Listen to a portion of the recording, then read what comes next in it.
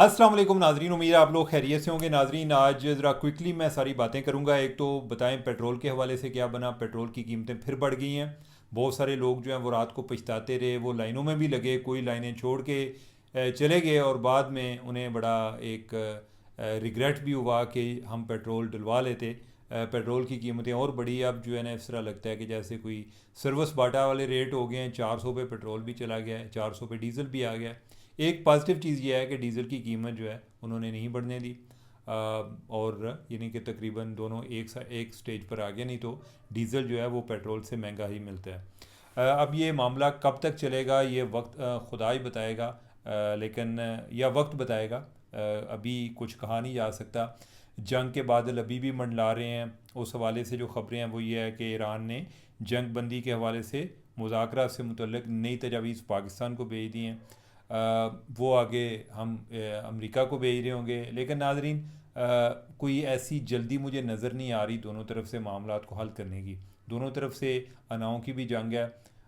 और जो अमेरिका की अना है वो ज़्यादा इस टाइम हावी हुई है, क्योंकि वो हमलावर भी हुए थे। अब वो अगर कोई फ़तह के बगैर वापस जाते हैं तो उन्हें भी तकलीफ़ है। ईरान वाले जो हैं वो कहते हैं कि अगर हमने शिकस्त मानी तो फिर हमें एक इंटरनली भी बहुत ज़्यादा चैलेंजेस पैदा होंगे। तो जो एक लोकल पॉलिटिक्स है वो ओवरऑल पूरी एक दुनिया को मुतासर कर रही है, जो कि ईरान और अमेरिका के दरमियान होने जा रहा है या हो रहा है। ये कब ख़त्म होगा कुछ इसके बारे में कहा नहीं जा सकता। मामला जो हैं वो किसी टाइम मज़ीद भी ख़राब हो सकते हैं। ट्रंप जो है वो भी साथ साथ धमकियाँ दे रहा है कि मैं जंग दोबारा शुरू करने वाला हूँ। तो लेट्स सी कि क्या बनता है। लेकिन यह है कि उस दौरान साड़ी जड़े है ना साढ़े कड़ाके निकल जाएंगे। ये जो है ना ऑयल और डीज़ल की जो पेट्रोल और डीज़ल की प्राइसेस, अल्लाह खैर करे, पता नहीं ये किधर तक जाती हैं। नाजरीन, अगर पाकिस्तान के हवाले से बात करें तो कल से रात से इस्लामाबाद में क़यामत बर्पा हुई हुई है। इधर जो है एक बिल्डिंग है वन कॉन्स्टिट्यूशन एवेन्यू, उधर रात को पुलिस ने दावा बोल दिया। ये ट्विन टावर्स हैं इस्लामाबाद के। और उधर से रेजिडेंट्स उन्होंने कहा चलो भज होई थे, तुसी कौन लोग हो।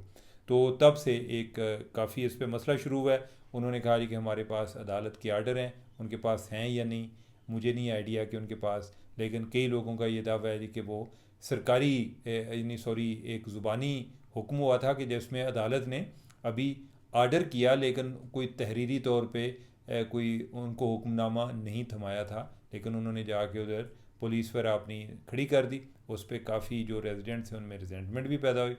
मसला जो है ये लड़ाई ये उस डेवलपर और सीडीए के दरमियान है जिसने ये बनाना था। और ये मामला 2005 से शुरू हुआ कि जब ये तय हुआ था कि इधर हमने एक 5 स्टार होटल बनाना है।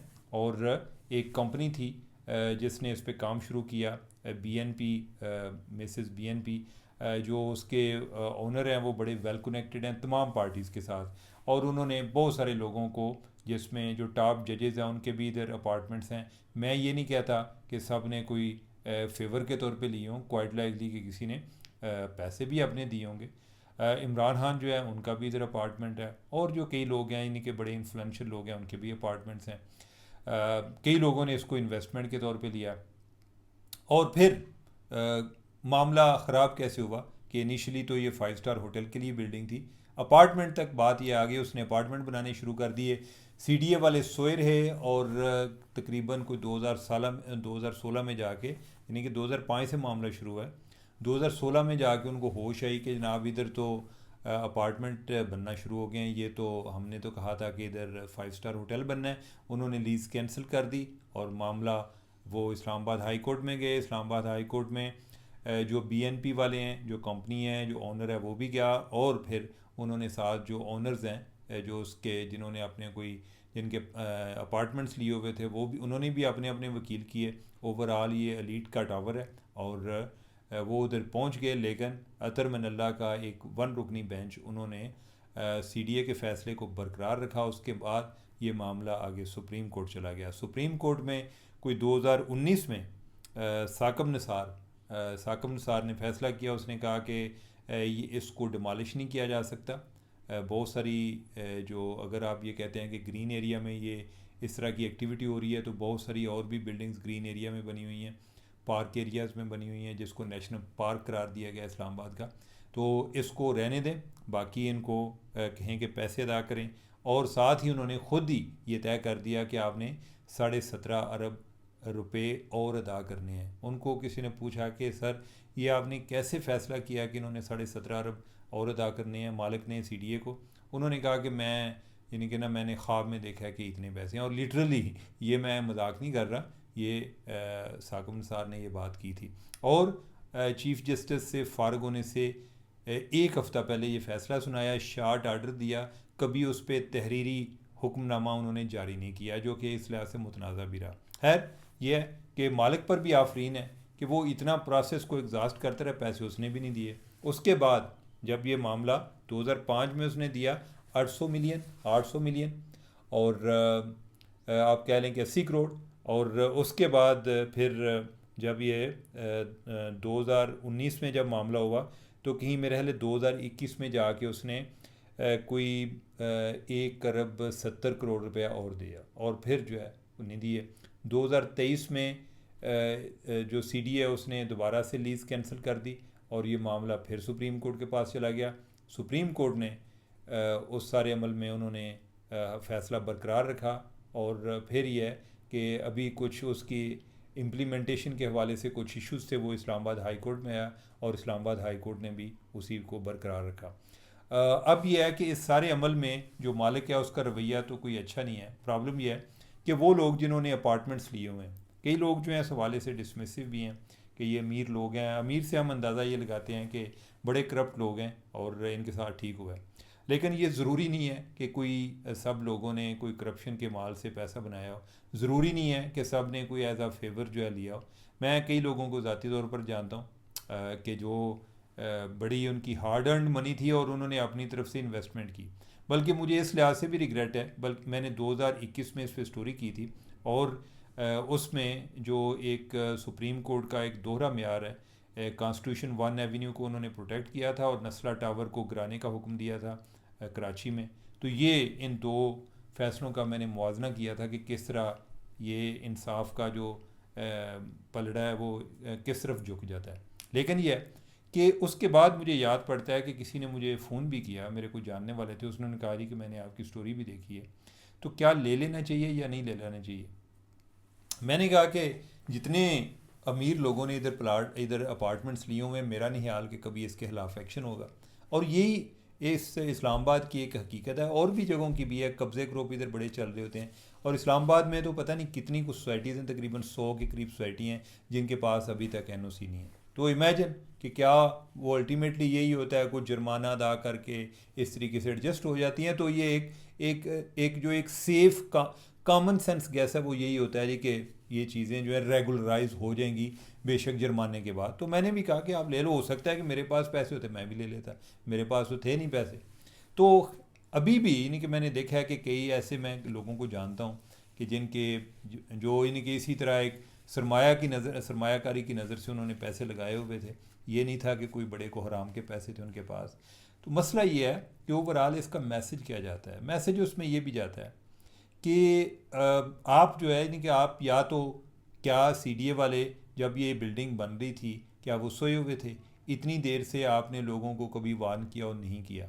फिर यह है कि सुप्रीम कोर्ट ने भी इस हवाले से कहा था कि जो थर्ड पार्टी है उनको आगे उनके हुकूक का तहफ़्फ़ुज़ किया जाएगा। इस केस में थर्ड पार्टी वो अपार्टमेंट्स वाले हैं। फिर साथ लोगों का ये भी एक इसरार आता है कि कच्ची बादियों को उठा देते हैं और जो अमीर हैं जब उनकी बात होती है तो सारे जो हैं यानी कि वो उनके साथ मिलकर रोते हैं। ये बात अपनी जगह पर हकीकत है, न जाने शायद उसकी एक वजह यह है कि हमारा जिन लोगों के साथ कोई एक कंपनी होती है, जब उधर से हमें बात सुनते हैं तो उसका ज़्यादा एक इम्पेक्ट भी आता है।